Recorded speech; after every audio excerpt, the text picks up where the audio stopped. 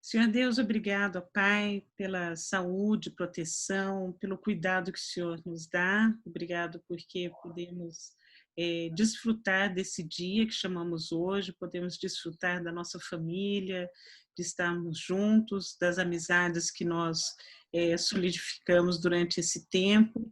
E pedimos, ó Pai, que o Senhor nos dê sabedoria para entender a Tua palavra, que tudo que for falado aqui, Senhor, seja para a honra e glória do Teu nome. Em nome de Jesus. Amém. Amém. Hoje Amém. a gente vai começar com o livro de Filipenses e vou pedir para vocês marcarem Atos e 2 Coríntios para nós visitarmos Atos e 2 Coríntios, tá? E Filipenses é qual? É o primeiro capítulo. Ah, beleza. Tá. Vou fechar o microfone, então.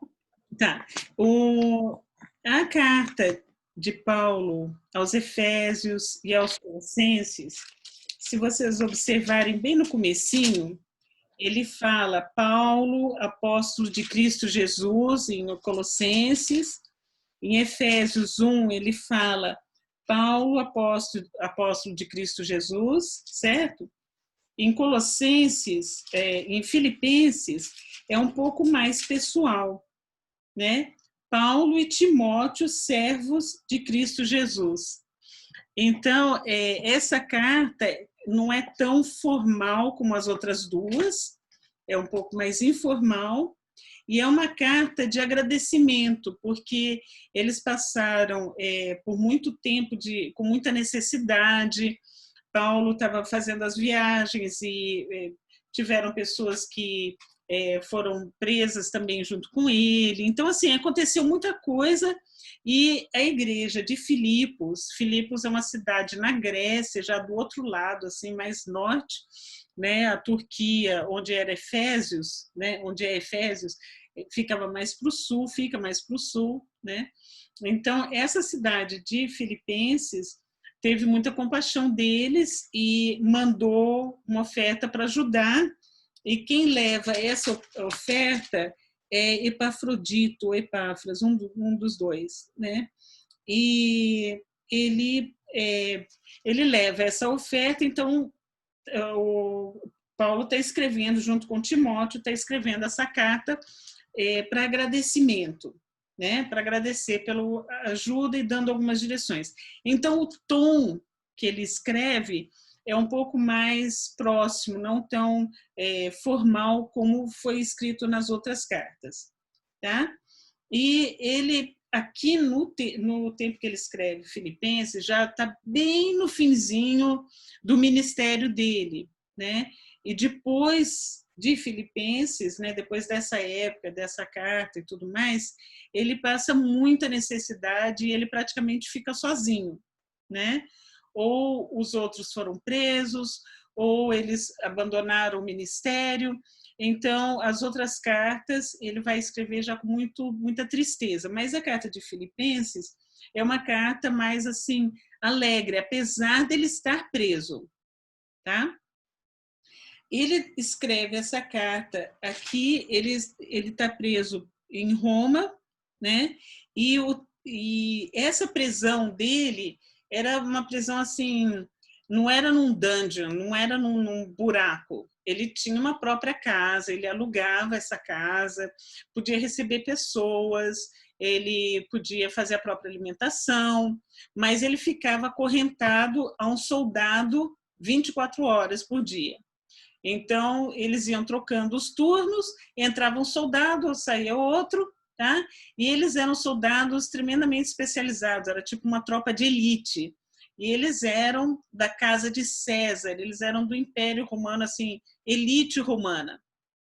Então, o Paulo, o tom dele, que ele está escrevendo e tudo mais, ele está vendo que Deus usou todo esse sofrimento dele com um propósito muito grande. Porque através dessas pessoas de Roma que ele teve contato, desses soldados, ele pôde fazer muita influência do evangelho e levar cura para as pessoas e assim realmente atuar muito de uma forma impactante para Roma, mas não só para a cidade, para o povo romano, ou já cristãos ou judeus romanos, mas para a casa de César, que é isso que ele vai mostrar assim, o grande plano de Deus de levar, através da prisão desses soldados, dessas pessoas, levar o evangelho para pessoas que talvez de outra forma não seriam alcançados, tá? Então, vamos começar a ler e depois a gente pega um pouco mais do contexto. Tá? Filipenses 1, versículo 1. Paulo e Timóteo, servos de Cristo Jesus, a todos os santos em Cristo Jesus que estão em Filipos, com os bispos e diáconos. A vocês, graça e paz da parte de Deus, nosso Pai, e do Senhor Jesus Cristo. Agradeço a meu Deus toda vez que me lembro de vocês. Em todas as minhas orações em favor de vocês, sempre oro com alegria por causa da cooperação que vocês têm dado ao Evangelho desde o primeiro dia até agora. Estou convencido de que aquele que começou boa obra em vocês vai completá-la até o dia de Cristo Jesus. Esse versículo é um versículo muito importante para nós hoje, porque muitas vezes as pessoas começam na vida cristã de relacionamento com Deus com muita empolgação, com muita alegria, e depois as coisas começam a entrar num ritmo normal, no ritmo comum, e aí é quando as pessoas começam a se sentir meio que abandonadas por Deus, ou meio que abandonadas pelas pessoas que antes eram bem firmes, certo? Então, quando ele fala isso, que Deus começou a boa obra e vai terminar essa obra até o dia de Cristo Jesus, é um versículo para nós nos apegarmos no momento que a gente começa a enfraquecer, de que você tenha certeza, porque Deus prometeu para você, você tem certeza que Deus vai continuar suprindo, fortalecendo, dando amadurecimento para você na palavra dele, tá? Até o dia que ou você morrer, ou o dia que Jesus voltar. Versículo 7. É justo que eu assim me sinta a respeito de todos vocês, uma vez que os tenho em meu coração, pois, quer nas correntes que me prendem, quer defendendo e confirmando o Evangelho, todos vocês participam comigo da graça de Deus.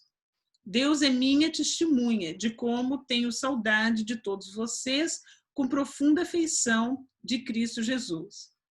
Está vendo que ele está falando dessas correntes, né? Então ele estava preso, né? E defendendo e confirmando o evangelho, porque muitas vezes ele era questionado e ele tinha que falar novamente, né, sobre por que ele estava preso. Nós vamos olhar depois o porquê que ele foi parar em Roma, tá?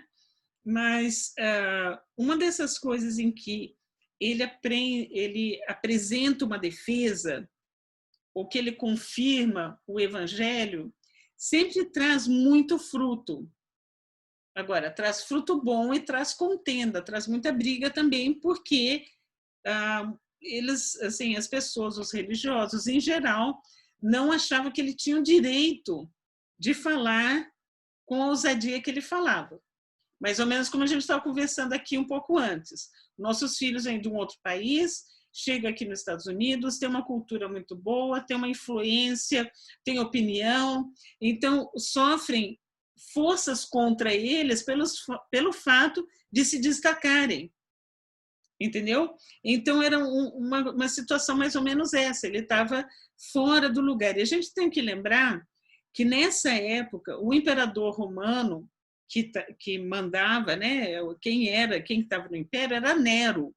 E se você for ler a história de Nero, foi assim, não diz quando que começou a loucura dele, mas quando ele começa realmente a ter ataque de loucura, é assim, tremendamente cruel, tremendamente perverso, tudo que ele faz é extremo. Então, assim, não era uma época fácil para Paulo estar em Roma. Mas como a gente sabe que Paulo recebeu um chamado totalmente diferente dos outros apóstolos, ele era a pessoa certa porque ele era romano, cidadão romano, falava a língua, né, o latim, ele falava o grego, ele falava o aramaico, ele falava o hebraico, ele transitava entre as culturas e as línguas com muita facilidade, então ele era uma pessoa assim apropriada, era uma pessoa muito, vamos dizer assim, de muito alto nível, de muita eloquência. Então, o que ele falava, eles ouviam porque ele falava com autoridade e com eloquência. Era diferente dos outros apóstolos que eram pescadores, né? A grande maioria. Então, linguagem de pescador é bem diferente de uma linguagem de um advogado, uma pessoa que foi criada, né, jurista, no meio dos juristas. Tá? Então, versículo 9. Esta é a minha oração, que o amor de vocês aumente cada vez mais em conhecimento e em toda percepção, para discernirem o que é melhor, a fim de serem puros e irrepreensíveis até o dia de Cristo, cheios do fruto da justiça, fruto que vem por meio de Jesus Cristo, para a glória e louvor de Deus. Tá? Então, a forma como ele está escrevendo é uma forma bem pessoal e dá para ver que todo o tom da carta é muito amoroso, muito grato, muito íntimo, né? Então, ele está pedindo a Deus que eles tenham cada vez mais conhecimento e percepção para discernir o que é melhor. Para mim, esse versículo aqui, 9 e o 10, assim, pegaram bem forte hoje, porque nos momentos em que nós estamos passando hoje, né, com todos os movimentos de riots e manifestações e quebra-quebra e notícias, né, confrontando, a gente tem que ter discernimento para que também a gente não entre em questões que, na verdade, só vão inflar uma conversa, mas que a gente vai perder o amor. Né? Quantas vezes a gente vê discussões que começam a se levantar e você fica tão irritado com a posição da outra pessoa que é difícil amar a pessoa, não é? Então assim, ele está fazendo uma oração aqui para nos dar esse discernimento, nos dá, assim, aplica totalmente para a gente hoje, né? A fim de que sejam puros, irrepreensíveis até o dia de Cristo, né? Puros por quê? Porque a gente pode se contaminar no sentido de abandonar a direção de Deus e começar a buscar outras coisas que são impuras, né? E o fruto da justiça vem através do quê? Vem através do amor, da compaixão, entender que essas pessoas que têm opiniões que são mais agressivas, as pessoas estão sofrendo também, depois de tanto tempo na quarentena, que ficaram desequilibrados, muitas pessoas perderam emprego, muitas pessoas não têm como sustentar os próprios filhos, as crianças estão ficando, já passaram do nível de ficar louco, já está todo mundo ficando assim, apático, não tem mais vontade de fazer nada, porque a questão de ficar muito tempo sem estímulo, sem aula, sem escola, sem o convívio, né? Então, isso tudo está pesando muito a toda a sociedade, certo? Então, nós temos que ter esse discernimento para não perder a paciência, não perder a tolerância, não perder o rumo, porque nós temos que trazer o amor e o fruto da justiça e ajudar as pessoas a caminharem em um sentido que vá na direção de Deus. Né? Tem várias menções sobre isso, mas tem os Salmos, tem os Provérbios que fala, maldito o homem que tem esperança no homem. Então, no momento que a gente espera que um governo vai resolver a nossa vida, que uma pessoa muito importante vai resolver a nossa vida, e aí nós nos decepcionamos, vai falar assim, isso daí foi uma coisa que você perdeu a noção, porque, na verdade, nós temos que depender de quem? De Deus, e confiar em quem? Em Deus, porque é dele que vem o cuidado, a provisão, né, o sustento, o cuidado com a nossa segurança, com os nossos filhos. E se você está numa posição difícil, se você está numa situação complicada, pode ter certeza que da mesma forma como Paulo está numa situação complicadíssima, Deus tem um propósito para você e você vai alcançar, porque ele prometeu ali em cima. Ele vai começar a obra e vai terminar até o dia de Cristo Jesus. Ok? Vamos caminhar mais um pouquinho. Quero que saibam, no versículo 12, quero que saibam, irmãos, que aquilo que me aconteceu tem, ao contrário, servido para o progresso do Evangelho. Como resultado, tornou-se evidente a toda a guarda do palácio e a todos os demais que eu estou na prisão por causa de Cristo. E os irmãos, em sua maioria, motivados no Senhor pela minha prisão, estão anunciando a palavra com maior determinação e destemor.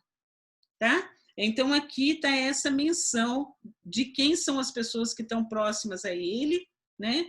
Que são esses guardas, essa elite do Palácio de Nero, e ficou bem evidente que era uma prisão política, praticamente, porque ele estava sendo ameaçado por causa das coisas que ele estava falando. Tá? Então, vamos dar uma relembrada aqui. Vamos voltar para Atos 22.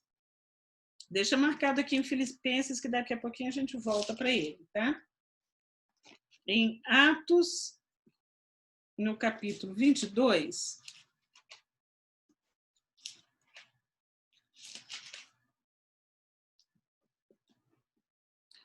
Paulo tá, vamos no 20 um pouquinho, né? Só para dar uma olhada pelos títulos para lembrar o contexto, tá? Paulo tinha ido para Macedônia. Macedônia é o norte da Grécia, então são aqueles países todos que estão logo acima, tá? Albânia, Croácia, Romênia, tá? Então ele estava ali na Macedônia e foi para a Grécia. Quando ele foi se despedir do pessoal, deixa eu ver em que cidade que ele estava aqui, ele estava se despedindo deles, e aí a pregação dele estava muito demorada, e um rapaz caiu do segundo andar, morreu, e quando Paulo, no capítulo 20 de Atos, no versículo 7, tá? E ele falando ali com ele, se despedindo, esse jovem caiu, e falou que ele se adormeceu profundamente, caiu do terceiro andar, e eles levantaram e ele estava morto. Aí no versículo 10, Paulo desceu, inclinou-se sobre o rapaz e o abraçou, dizendo: não fiquem alarmados, ele está vivo. Subiu novamente no lugar de falar, partiu o pão, comeu, depois continuou a falar até o amanhecer e foi embora. Levantaram vivo o jovem, o que muito os consolou. Então, o fato desse rapaz ressuscitar foi um sinal assim muito forte da palavra de Paulo, né? Aí ele despede deles em Éfeso e vai para Jerusalém. Ele recebe profecias dizendo que ele ia ser preso em Jerusalém. Aí no capítulo 21, ele está em Jerusalém, começa tudo bem, mas algumas pessoas reconhecem ele e falam que ele tentou colocar uma pessoa gentil no meio dos judeus, no lugar de purificação, e começa o empurra-empurra, começa a agitação, começa, que vai ser no 21, Atos 21, no 22, né? Então, no 24 está falando que eles estavam fazendo os rituais de purificação e que viram esse rapaz que era gentio e começa ali todo o empurra-empurra e tal. Paulo é preso. Quando Paulo está preso, eles estão querendo linchar o Paulo. Aí ele vai caminhando, ele fala para os soldados que ele quer falar antes de entrar na fortaleza, que eles estavam levando para esse lugar para proteger a vida de Paulo, tá? Então ele começa a falar em grego, aí eles falam como que você consegue falar na língua deles. Aí ele fala que ele é cidadão de Tarso, né? E então ele começa a fazer o discurso dele ali de cima das escadarias, tá? ele fala e começa a ter de novo vamos dizer assim, a contenda ali, e Paulo, em certo momento, eles mandam bater em Paulo e mandam ele embora. Ele fala, peraí, mas como que vocês estão me mandando embora se eu sou um cidadão romano? Eu quero apelar pela meu direito de cidadão romano, tá? Que é no capítulo 22, lá pelo 22, assim. Tá? Aí, como ele poderia apelar para a justiça em Roma, tá? Então eles mandam Paulo vamos dizer assim, passar por um inquérito, passar por uma avaliação do governador, tá? Primeiro ele passa pelo Sinédrio, que é o grupo de religiosos, e depois no capítulo 23 tem a discussão toda, depois tem uma conspiração para matar. Vocês veem que todas essas oportunidades, ele da escadaria falando, muitas pessoas ouvindo ele em Jerusalém, realmente alguns se rebelaram, mas outros se converteram, outros realmente viram que o que ele estava falando tinha sentido. Então ele dava muito testemunho cada vez que ele era preso. Quando ele foi no Sinédrio, a mesma coisa. Muitos religiosos começaram a acreditar nele, tá? Mas outros fizeram uma conspiração para matar.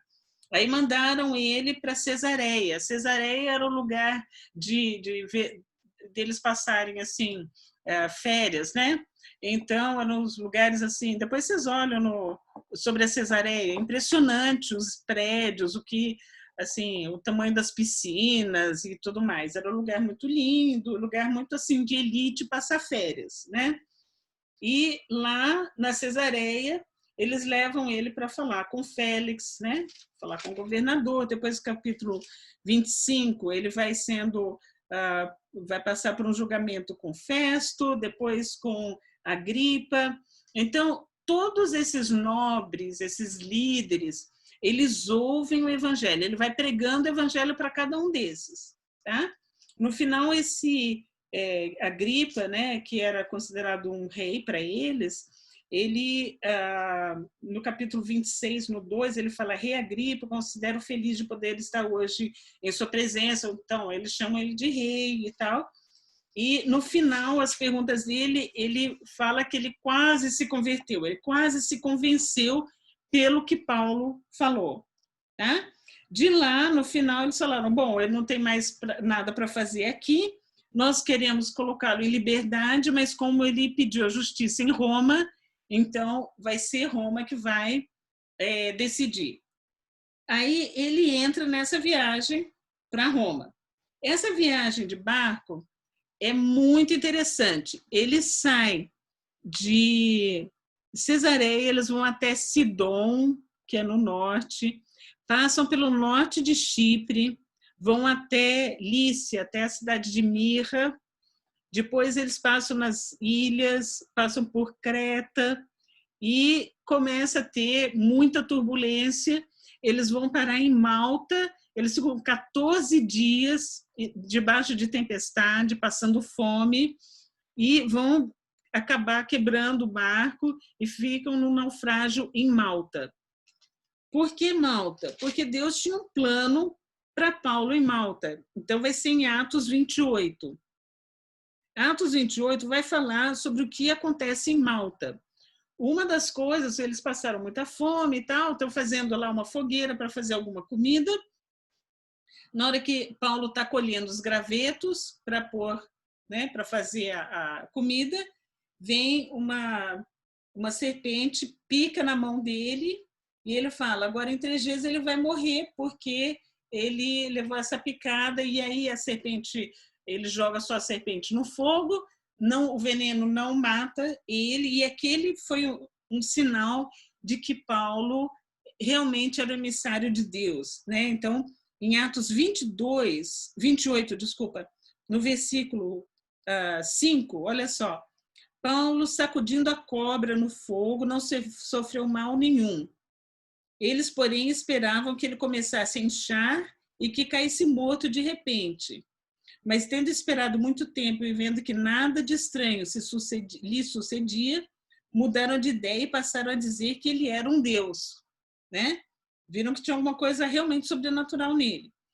Próximo dali tinha uma propriedade pertencente a Públio, que era vamos dizer, o governador da ilha. Esse governador, toda a família dele vieram aceitar Jesus. Então, dá para ver que o plano de Deus, detalhadamente, tinha, durante toda essa viagem, uma razão por que ele estava passando por cada etapa.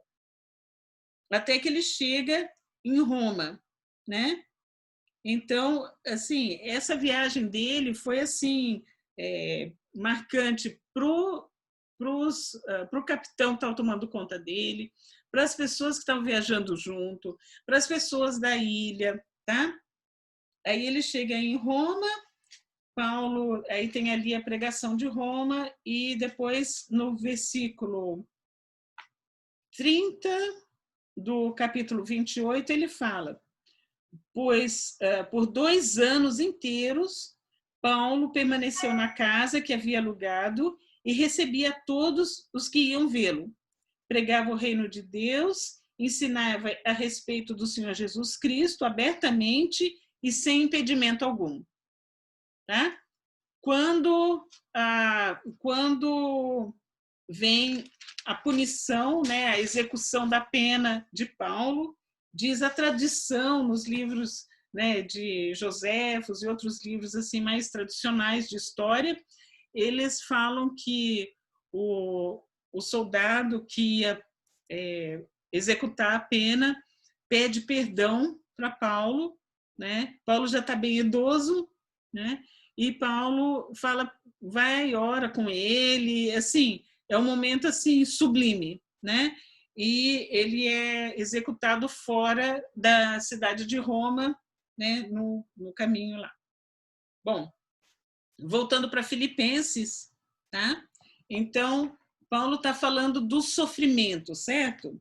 E o que os sofrimentos que ele passou e como Deus usou isso para que o evangelho fosse anunciado, né?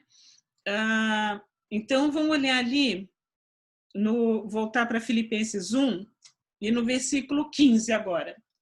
É verdade que alguns pregam Cristo por inveja e rivalidade, mas outros o fazem de boa vontade. Estes o fazem por amor, sabendo que aqui me encontro para a defesa do evangelho. Aqueles que pregam Cristo por ambição egoísta, sem sinceridade, pensando que me podem causar sofrimento enquanto estou preso, mas que importa? O importante é que, de qualquer forma, seja por motivos falsos ou verdadeiros, Cristo está sendo pregado e por isso me alegro. De fato, continuarei a alegrar-me, pois se o que me aconteceu resultará em minha libertação, graças às orações de vocês e ao auxílio do Espírito Santo, do Espírito de Jesus Cristo. Aguardo ansiosamente e espero que em nada serei envergonhado. Ao contrário, com toda a determinação de sempre, também agora Cristo será engrandecido em meu corpo, quer pela vida, quer pela morte. Porque para mim, viver é Cristo e morrer é lucro. Esse versículo, tá?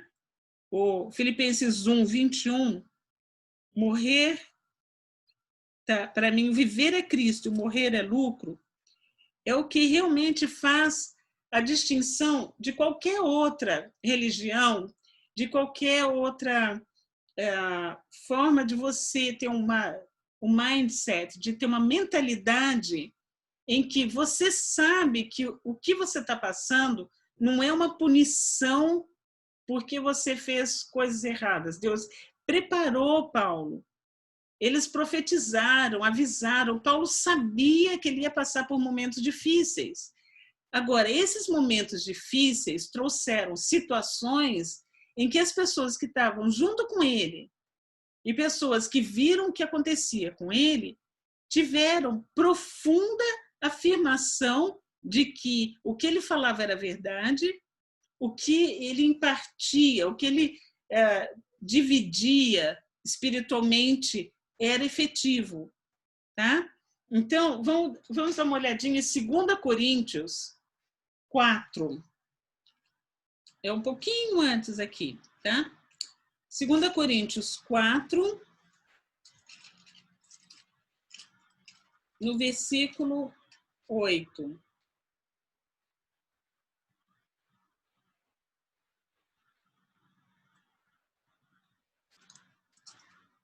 Vamos começar no versículo 7, tá? Mas temos esse tesouro em vasos de barro para mostrar que este poder, que a tudo excede, provém de Deus e não de nós. De todos os lados somos pressionados, mas não desanimados. Ficamos perplexos, mas não desesperados. Somos perseguidos, mas não abandonados. Abatidos, mas não destruídos. Trazemos sempre em nosso corpo o morrer de Jesus, para que a vida de Jesus também seja revelada em nosso corpo. Pois nós, que estamos vivos, somos sempre entregues à morte por amor a Jesus, para que sua vida também se manifeste em nosso corpo mortal, de modo que em nós atua a morte, mas em vocês a vida. Então, esse ensinamento de Paulo, que é totalmente distinto de qualquer coisa que a gente já viu, de qualquer coisa que a gente ouve, é um ensinamento assim muito forte, muito contundente, muito expressivo e forte espiritualmente. Por quê? Ele está falando que o fato de você morrer para Cristo, o que é essa morte? Você está vivo, mas você morre para Cristo. Você está abrindo mão da sua vida, você está abrindo mão das suas ambições, você está abrindo mão de coisas que você normalmente estaria fazendo para seguir os ensinos de Cristo, para você levar o evangelho para as pessoas que nunca tiveram o evangelho. Você entendeu? Ele poderia ficar muito bem, como ele estava falando antes, né? Que as pessoas estavam fazendo por motivos egoístas, para receber ofertas, ou o que fosse, tá? Mas ele foi nos lugares difíceis, ele se dispôs a ir em lugares onde eram inóspitos, onde eram lugares desagradáveis, para que levasse a palavra de Deus a todos os lugares. Imagina que Malta virou um lugar tão forte para o evangelho, porque eles ficaram tão convictos de Paulo, e eles receberam uma fé tão forte, e ali era lugar de passagem de navio. Então, os navios transitavam por lá e ouviam essa palavra. Entendeu? Então, assim, todo o sofrimento que Paulo passou foi usado para plantar muitas sementes no evangelho, tá? Então, agora vamos passar aqui mesmo em 2 Coríntios, mas agora no capítulo 11. Tem uma lista que Paulo fala, porque eles estavam, vamos dizer assim, questionando se Paulo era autêntico ou não, né? Então, ele faz um resumê, né? Ele apresenta aqui o resumê dele. Capítulo 11 de 2 Coríntios, no versículo 16. Faço questão de repetir: ninguém me considere insensato. Mas se vocês assim me consideram, recebam-me como receberam um insensato, como receberiam um insensato, a fim de que eu me orgulhe um pouco. Ao ostentar esse orgulho, não estou falando segundo o Senhor, mas como insensato, visto que muitos estão se vangloriando de modo bem humano, eu também me orgulharei. Vocês, por serem tão sábios, suportam de boa vontade os insensatos. De fato, vocês suportam até quem os escraviza ou os explora, ou quem se exalta ou lhes fere a face. Para minha vergonha, admito que fomos fracos demais para isso. Naquilo em que todos os outros se atrevem a gloriar-se, falo como insensato e também me atrevo. São eles hebreus? Eu também. São israelitas? Eu também. São descendentes de Abrão? Eu também. São eles servos de Cristo? Eu estou fora de mim para falar dessa forma. E ainda mais, trabalharei muito mais, fui encarcerado mais vezes, fui açoitado mais severamente, exposto à morte repetidas vezes. 5 vezes recebi dos judeus 39 açoites. 3 vezes fui golpeado com varas, uma vez apedrejado. 3 vezes sofri naufrágio. Passei uma noite e um dia exposto à fúria do mar. Estive continuamente viajando de uma parte a outra. Enfrentei perigos nos rios, perigos de assaltantes, perigos dos meus compatriotas, perigos dos gentios, perigos na cidade, no deserto, perigos no mar, perigos dos falsos irmãos. Trabalhei arduamente muitas vezes, fiquei sem dormir, passei fome e sede, muitas vezes fiquei em jejum, suportei frio e nudez. Além disso, enfrento diariamente uma pressão interior, a saber, a minha preocupação com todas as igrejas. Quem está fraco, que eu não me sinta fraco? Quem não se escandaliza que eu não me queime por dentro? Se devo orgulhar-me, que seja nas coisas que mostram a minha fraqueza. O Deus e Pai do Senhor Jesus, que é bendito para sempre, sabe que não estou mentindo. Em Damasco, o governador nomeado pelo rei Aretas mandou que me vigiasse a cidade para me prender. Mas de uma janela na muralha fui baixado numa cesta e escapei das mãos deles. Então aqui ele faz um resumê de tudo que ele passou para levar o evangelho, porque eles estavam falando que ele não era autêntico e que a palavra dele não era suficiente. Ele falou, eu sofro pelo evangelho muito mais do que essas pessoas que estão criando contenda, né? E a questão toda não era disputar quem estava certo. A questão toda é que ele estava determinado a seguir, proclamar a palavra de Deus, mesmo se ele passasse por dificuldades, tá? Então agora vamos terminar aqui o capítulo 1. Por isso que ele fala no versículo 21, para mim o viver é Cristo e o morrer é lucro. Agora faz mais sentido, né? 22. Caso continue vivendo no corpo, terei fruto do meu trabalho e já não sei o que escolher. Estou pressionado dos dois lados, desejo partir, estar com Cristo, o que é muito melhor. Contudo, é mais necessário por causa de vocês que eu permaneça no corpo. Convencido disso, sei que vou permanecer e continuar com todos vocês para o seu progresso e alegria na fé, a fim de que, pela minha presença, outra vez, a exultação de vocês em Cristo Jesus transborde por minha causa. É muito interessante esse versículo em que ele fala que para partir e estar com Cristo seria muito melhor, contudo é necessário por causa de vocês. A minha avó estava com 90 e muitos anos, bem velhinha, cabelo bem branquinho assim, e ela orava toda noite pedindo para morrer. Eu ficava muito brava. Eu falei, vó, a senhora não pode ficar orando pedindo para morrer. Ela falou, mas eu não tenho mais ninguém da minha idade, eu me sinto sozinha, eu sou muito pesada para as famílias e tal. Eu falei, a senhora vê, né? A gente lia muito a Bíblia junto. Eu falei, olha, a senhora vê, Paulo estava fazendo essa oração e ele não sabia que Deus ainda tinha um trabalho para ele. Aí ela começou a orar diferente. Ela falava assim, e a gente ficava vigiando ela, né? Ela falava assim, Senhor, se eu tenho ainda uma pessoa para evangelizar, porque ela não saía praticamente, ficava em casa, né? Que o Senhor mande a pessoa para mim. Tá? Uma das cuidadoras que veio para ela foi uma enfermeira que tinha cuidado da minha filha quando era bebezinha, quando era recém-nascida, né? E essa enfermeira ficou muito amiga nossa, a Janeli, né? Ficou muito amiga nossa. E a minha filha era prematura, então tinham cuidados especiais e tal. E a gente teve muita atenção com ela. E ela que foi a cuidadora da minha avó, eu acho que foi 15 anos depois, né? Eu acho que minha filha estava com 15 anos nessa época.